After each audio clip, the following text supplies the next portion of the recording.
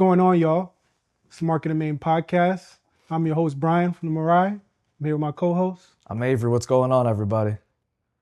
What's going on, Avery? How's it going this week? It's going good, man. Market's actually pretty good for some buyers right now. I got a lot of pre-approvals going on and people going into contract, people asking questions. I think people are starting to understand that this might be the norm. Cool thing, actually, this week we just announced a new Fed chair. So a lot of people are excited to kind of see where the interest rates are going. So that's one thing for sure. How about you?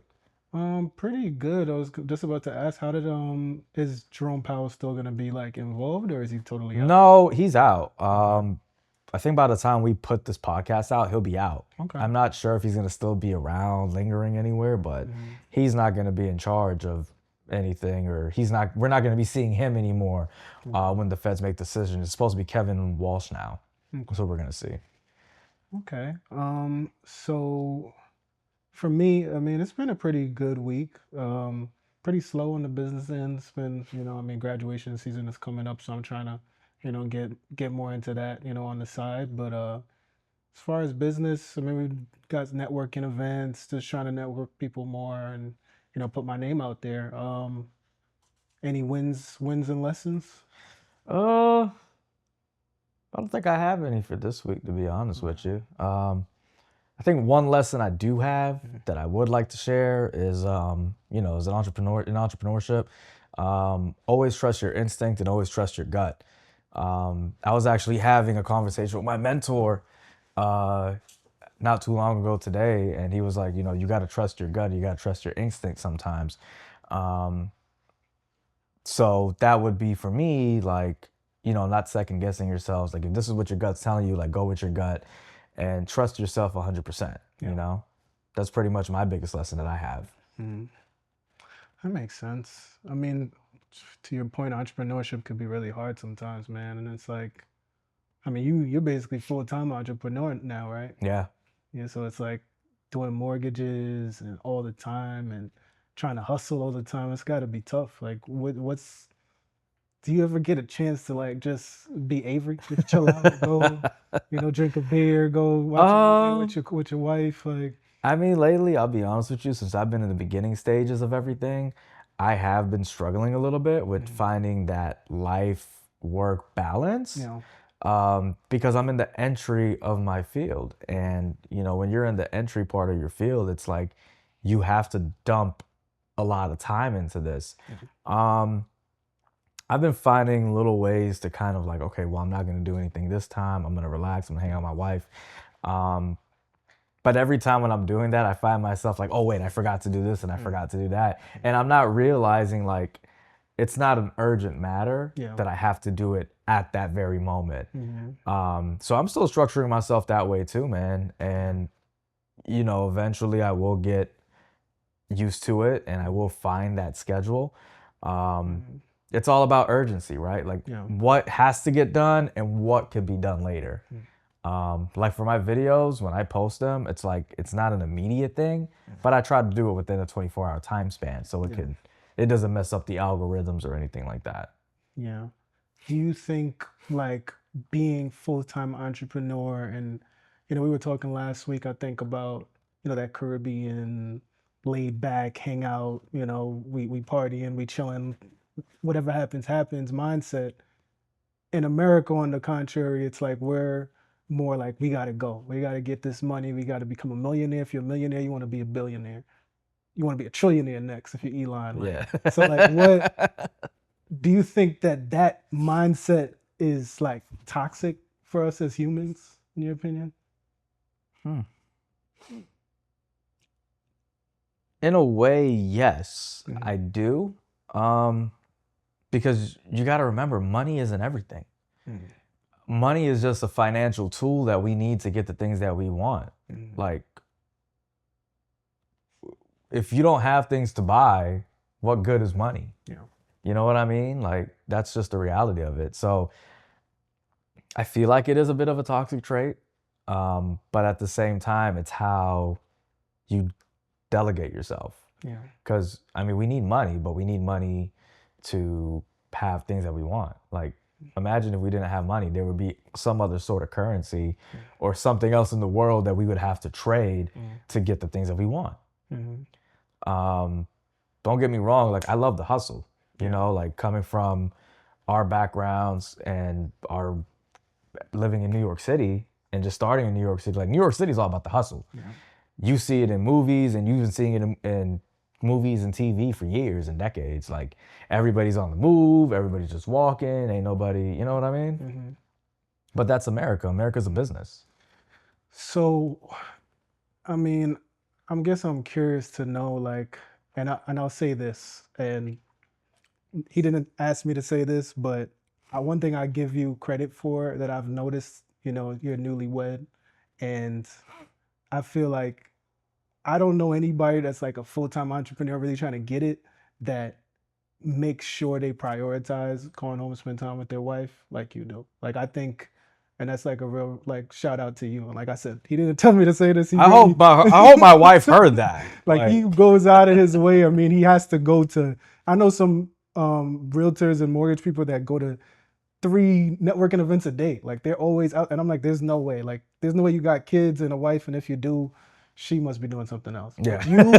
You go out of your way to make sure you spend time. Like you'll avoid an event just to go home and cook dinner with your wife, or go like she's cooking, you'll make sure you're there to wash some dishes. Like well, she works, you know, when she's not working from home and she's got to go work all the way in Winter Park. Yeah. You know, for those who don't know Central Florida, we live in Polk County. Winter Park is in Orange County, and to take that drive, it's a bit of a drive. So to take that drive to go to work and then come back home, it's kind of like, and if I'm working from home that day, it's like, well, damn, dude, you couldn't like fry up something or like bunjal a little curry, or you know what I'm saying? Like it's a slap in the face, and I totally understand it and I agree.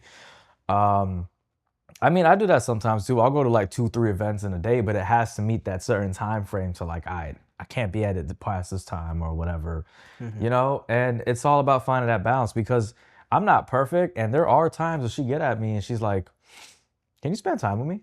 Can you pay attention to me? And I'm like, oh shit, like I gotta circle back around, you know? But she does respect the hustle. She does respect my grind, and she knows that I'm very passionate about what I'm doing.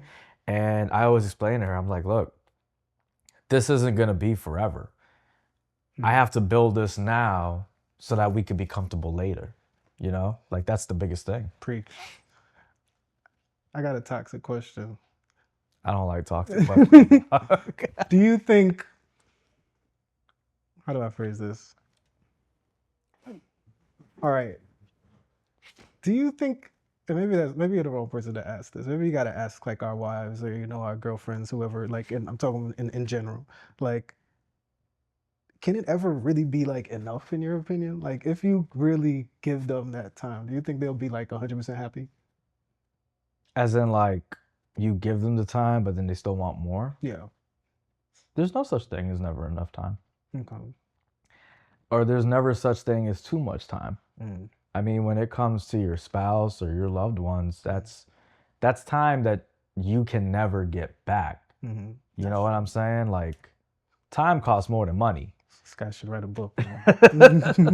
Well, I'm just talking from my own experiences. Like I'm not perfect. I haven't always been perfect. And, you know, even when it comes to my family members and relatives, like there are times I could have spent with them and I just chose not to, or I didn't make the time to do it. Like if you make your time to where it needs to be well spent, you'll never regret it, you know? Okay. So that brings me to another question I have for you. I'm gonna kind of putting you in the hot seat. If you could go back, let's say 10 years in the past, 'cause I know you're talking like the average person would say like I would go and make that deal, go get this money, but you, to your own point, is talking about like time that you could have spent with your family. You can't get time back. So let's say business and personal, either or both. If you could go back 10 years, what would you do differently? What would you do the same? What do you think? I think what I would have, that's a good question. Shoot. Business wise, I can't really say because Wrong. 10 Should have years said. 10 years ago. You should have said I would have found my wife earlier and married her. Gotcha. Well, Gotcha. first of all, she wasn't even around when I was, so there was no way that we was ever gonna meet anyhow. Like, fair. so, I mean, 10 years ago, I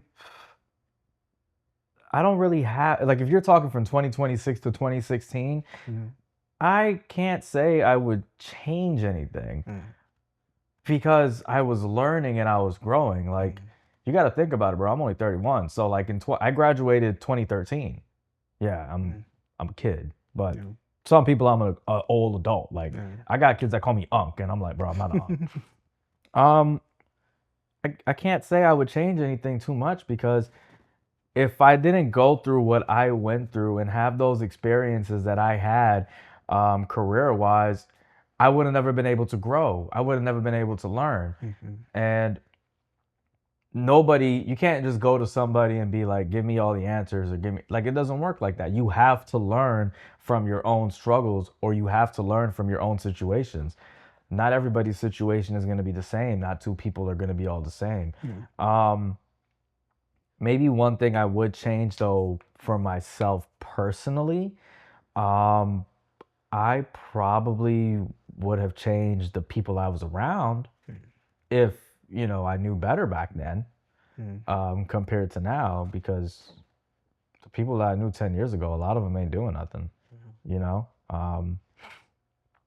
and maybe if I was around a different crowd, I would be more successful than where I am today. Like me. Like you, yeah. But you wasn't even here. You was in New York, or you were in Guyana going back and forth back then. Yeah. So I'm like, But, I mean, that's all comes with life, though. It's all about growth. So I am still happy of who I am today, knowing that my journey is not over personally and career-wise, and it's growth time. Like, I was 21. Like, dude, I was just legal age to drink. Yeah. Do you think I was thinking about a future? Like, I was thinking about going out, drinking. I'm going to this party. I'm going to that party. Like, you're still a kid at that age. Would you change anything, or would you do the same? Or that's a good question. It's funny I asked it and I didn't think of an answer myself. Do you think you would have went to Guyana as often as you used to? I mean, it's funny, we kind of always talk about wins and lessons in our, start the podcast. I mean, I remember I used to always feel like one of the mistakes I'd made is not joining the military straight out of high school. You wanted to go fight for the military? You wanted to go in the military? Crazy story. I started college and I wanted to drop out to join the military, but I went to, I don't know if you know, like the officers, they have to get a college degree to become an officer, like a lieutenant and stuff. And so I went there and I told them that, and they were like, nah, you got to get a degree. And they sold me on like, oh, you get a degree, you're going to get more money, you're going to be a leader, you could become like the president one day, all of this stuff. And it's like, I kind of got sold on that. And then I decided not to like stay on with the program. And it was like, dang, to this day, occasionally I'll be like, man, like the discipline. Like I do think there's some value, like the discipline, the network that you grow, like there's a lot of benefits to the military. I do also see the bad side, the trauma, if you get a bad job, it's hit or miss. Yeah, no, I agree with you. There was a point in time when I was 18, I was thinking about joining the military. Not for any real purpose. I was just like, okay, well, I'm about to come out of high school. Yeah. I don't know if I want to go to college. So I was like, let me just take the exam. But I had a teacher that was like, you're like smart. Like, why are you going and do this? And I took the exam and I passed it, and I thought about what that teacher said and it resonated to me, and I was like, you know what, she's right. I'm pretty smart. Like, I'm not going to do this. But for those who are in the military, thank you for your services. Definitely. First and foremost, you're doing a lot to what other people would not do, and that takes a lot of courage. My cousin, he actually served in the military as well. Okay. He fought in Iraq, actually, and he did tell me some stories and, a lot of things that happened. And there is a bit of trauma that he faced as well. But, there's good and bad. And recruiters don't tell you that, right? Yeah. But it's just like recruiting for a job. Like, people will promise you the world, and then it's not what the job is. Like, I remember when I was trying to go work at the dealership in the finance department.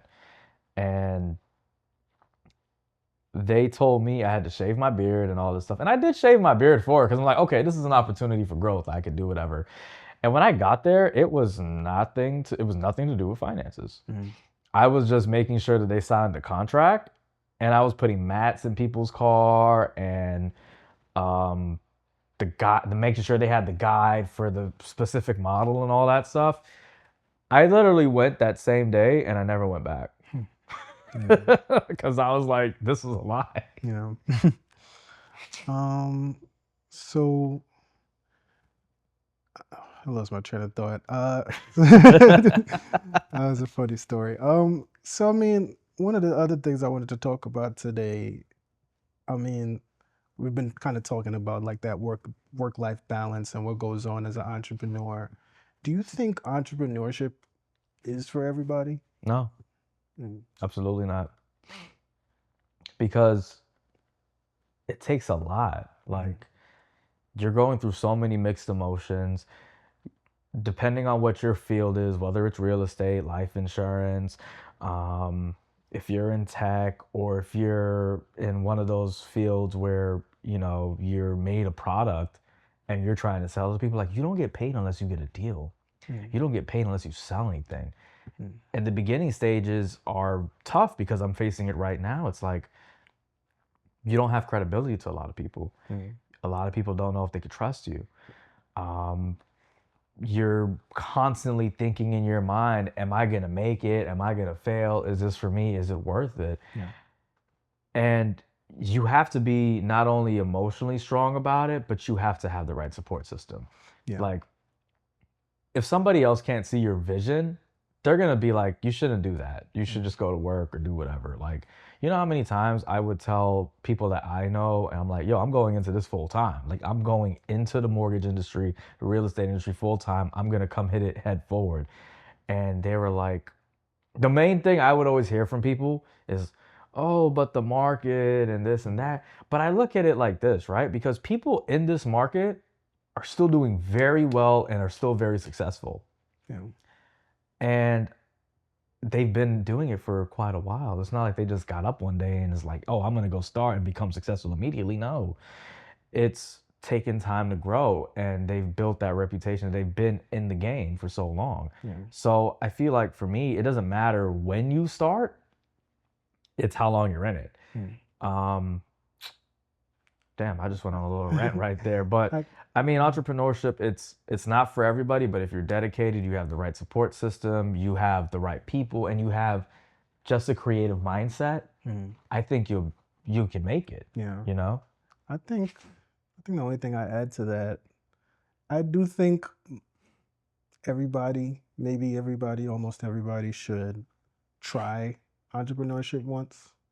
Like, just give, I think there's like some excitement. There's something that about that energy of doing it on your own. And you can have your job, you know, have a support system or, you know, a fallback plan. But I think I think everybody should experience what it looks like to have a passion.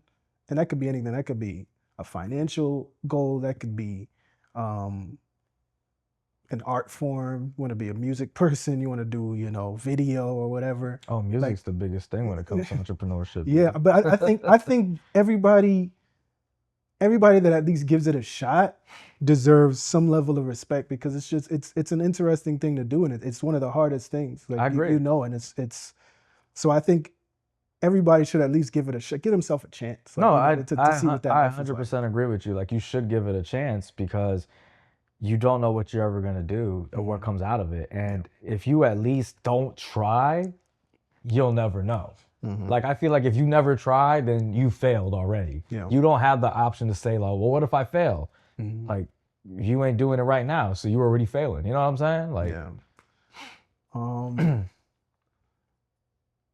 But when you're getting back to that real quick, like, what if you're in the medical field? Like, what would you be entrepreneurial in that, unless you'd be like the doctor, like the head of the office? I mean, I guess it depends on what you are. I mean, there are some people that, you know, do freelance things or start their own clinics. There's ways to do it. And I mean, like I said, it's not for everybody, like you said. So maybe some people do like that comfort.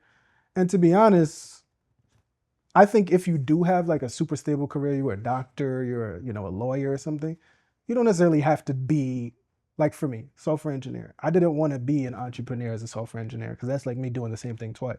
So I found an art form that I became passionate about. So you don't necessarily have to be in the medical field as an entrepreneur. You can find something else that you find interesting because you have that safety net of the medical field, and try something else. Like maybe you might find, I know a guy, he was a software engineer, one of the most popular software engineers on social media. And I think he got laid off or something, but he had started a business as a car detailer. And he was like, I love this a lot more than software engineering. I don't know if he's still doing it. Hopefully you're still doing a great job if you see this.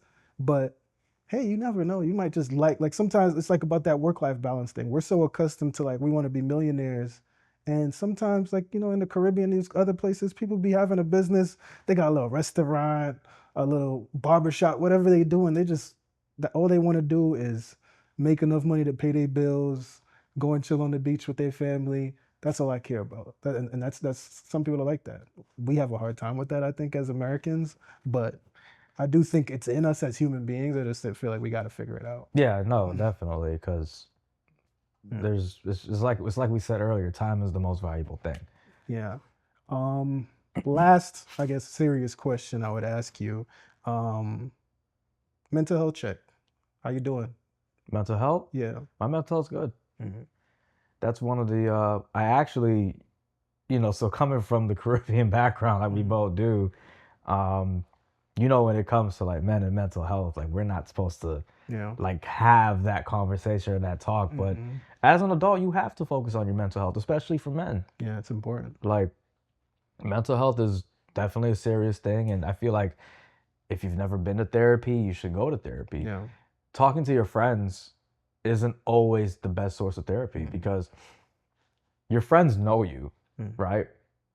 So your friends are going to judge you versus you go talk to a complete stranger. They can't judge you. Yeah. They don't know you.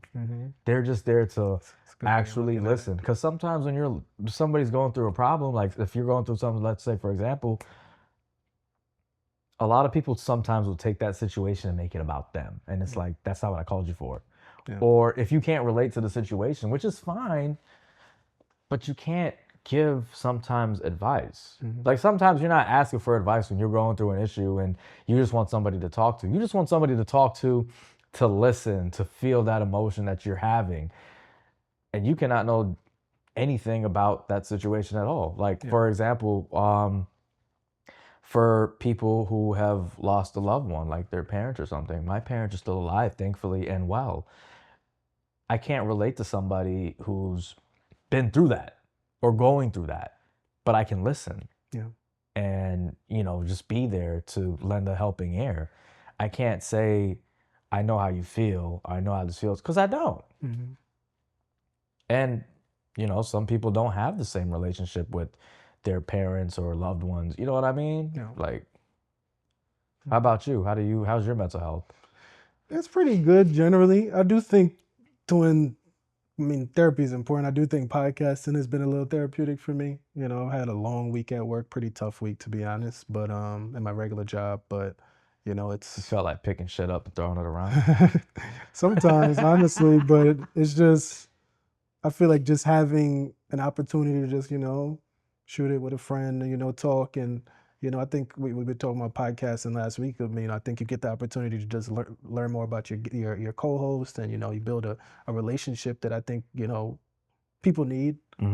But to your point about the therapy, I think therapy is important. And, I do want that to be one of the themes of this podcast, that we're looking at entrepreneurship from all sides. Yeah, we want to help people make a lot of money, give them advice, give them tips that can help them. But we also want to look at the person. We want to look at, work-life balance. Are you spending time with your family? Are you going to therapy? Are you hearing about yourself? You know what's crazy about the therapy thing? Like if you're employed with a regular 9 to 5 and you have health insurance, like you can get therapy through your health insurance provider. And a lot of people don't know that. Like I remember when I was in college, I went through a time in my life when I needed therapy.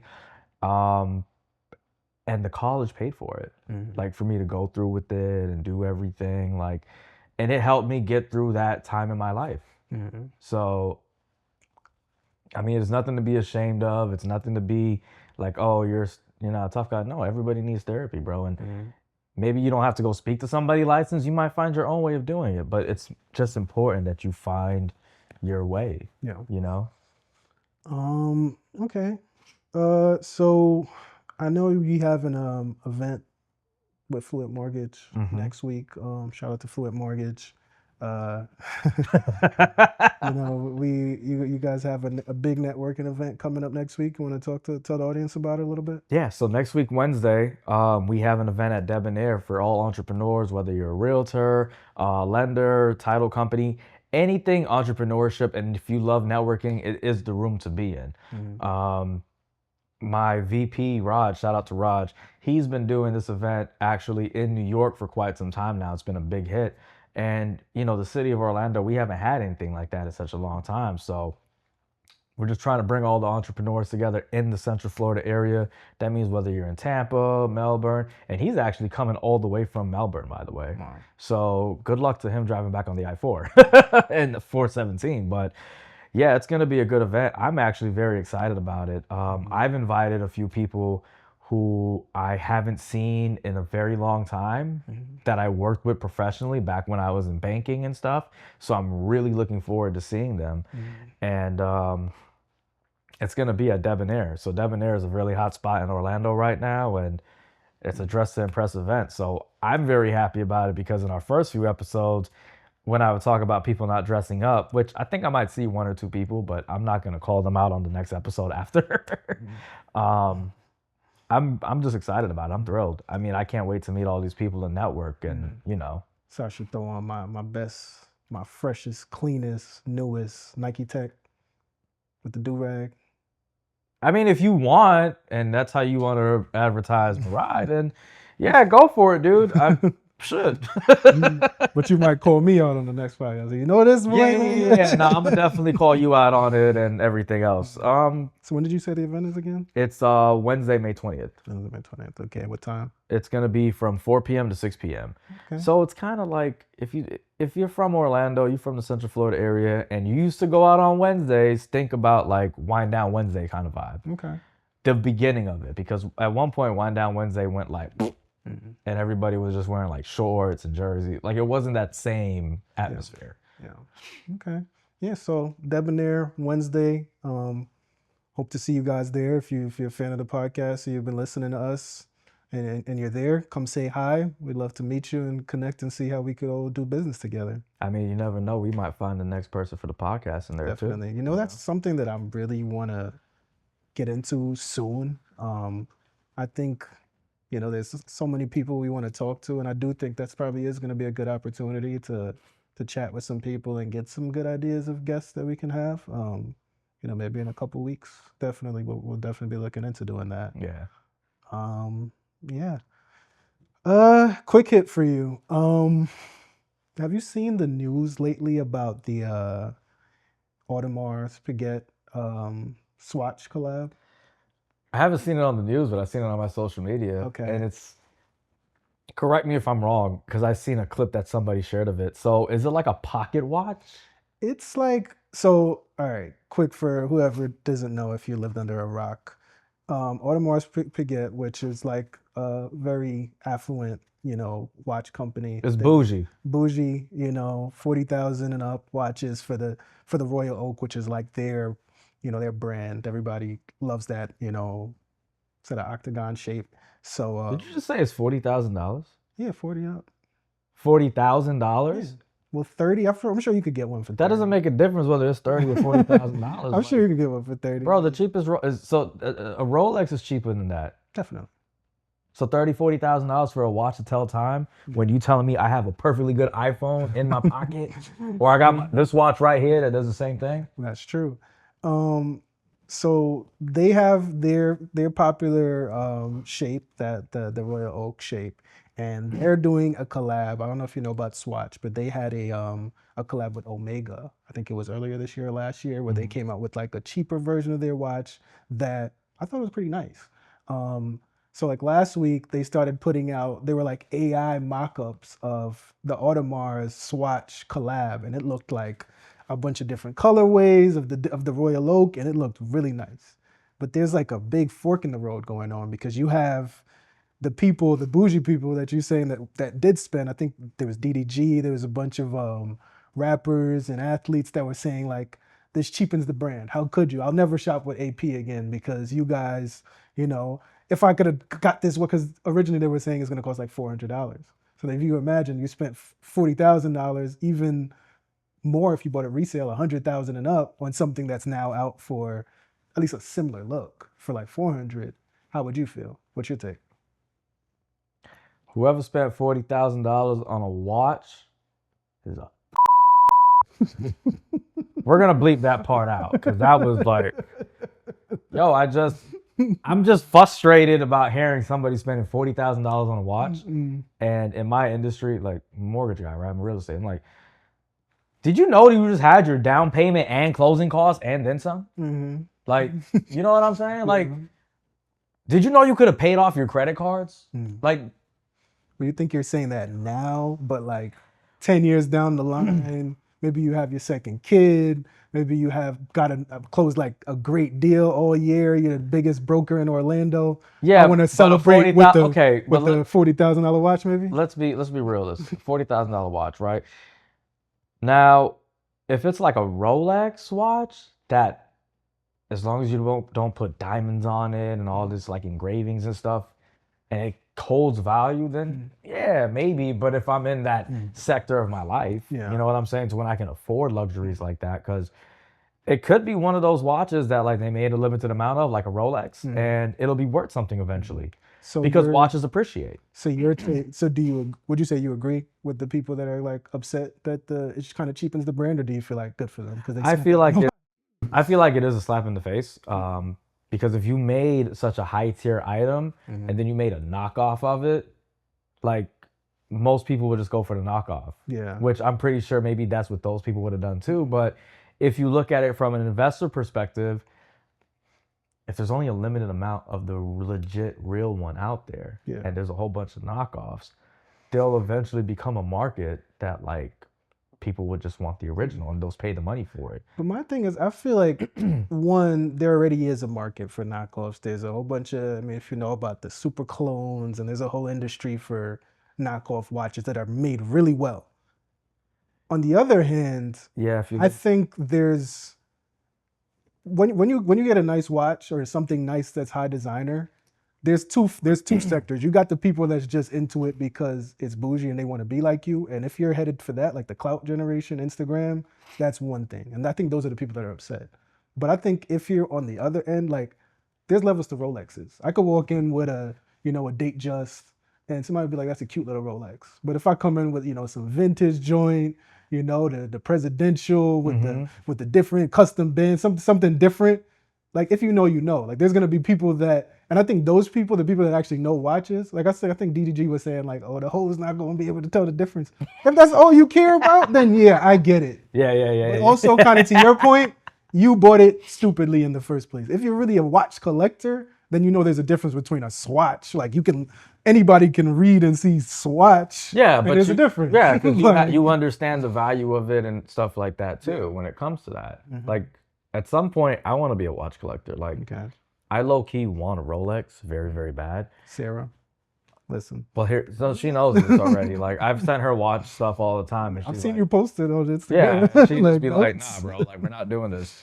So actually, here's a funny story. So for our honeymoon, I told her we should go to Switzerland. Mm-hmm. She's like, "Why do you want to go to Switzerland?" Like, Geneva. Seems like a beautiful place, nice. And then she figured it out that I actually was looking up where to buy a Rolex at for cheap. Mm. And I found there, and I was like, we should go. And she was like, nah. Kill two birds with one stone. Nice loving vacation. You can see the Swiss Alps. You could do a bunch of beautiful stuff. And I can get a Rolex. And buy your husband a nice watch. Yeah. But I'll get my I'll get my Rolex eventually. I think a great opportunity, like because I think a lot of people do it as like milestone things, like when you have your first kid, when you buy your first house, like certain things like that. I do think, if you're listening, Sarah, with first kid, maybe Or maybe if you have some friends that, you know, want to do If I get it. a kid, I ain't getting no Rolex. If I get a kid, I ain't getting no Rolex. If I got it, I'll say this right now. If I got it like that, when you have your first kid, I'll think about calling somebody and convincing them to buy you a Rolex. Nah. I'm cool with Mama Vado. I'm cool with my Movado watches for now. Like this one's Michael Kors, but I'm cool with doing the Movado for now and like building my thing like that. Because if I get a Rolex, realistically, like I'm not gonna wear it. You should though. Nah, I'm not gonna. If I get the expensive ones, like I'm not gonna wear it. It's literally just gonna sit in my house, safe and secure. Now, what's the point? Because they hold value, bro. But you know, you can be fly. You know, put it on and get fly. I mean, yeah, depending on the occasion, but I'm not gonna wear it out to like just anywhere and anywhere, you know. So, all right. This is a great episode. Seemed like a little bit shorter than last week, but I think we covered a lot of topics that are important. So I think the audience should be happy. Anything else you got going on that you want to talk about? Anything else? Make sure you like and subscribe to the channel. Definitely like and subscribe. Because I'm seeing people looking and they ain't subscribing. Like, make sure you subscribe and like. If I got 1,000 views and I don't got 1,000 followers, that's a problem. Yeah. That's a problem. So, they're gonna think we're bullies now. Like, y'all better follow, like and subscribe, or don't watch us again. Only watch it if you're gonna follow. There you go. So YouTube, Spotify, Apple Podcasts, Patreon. We're about to start up. TikTok, Instagram, Twitter, X, wherever you're into podcasts, wherever your social media at. Follow us, like us, subscribe, show support. Let us know if you have any questions, anything you want to talk about, any guests that you think we should interview. But yeah, thanks everyone. This is episode 4, signing out. We out.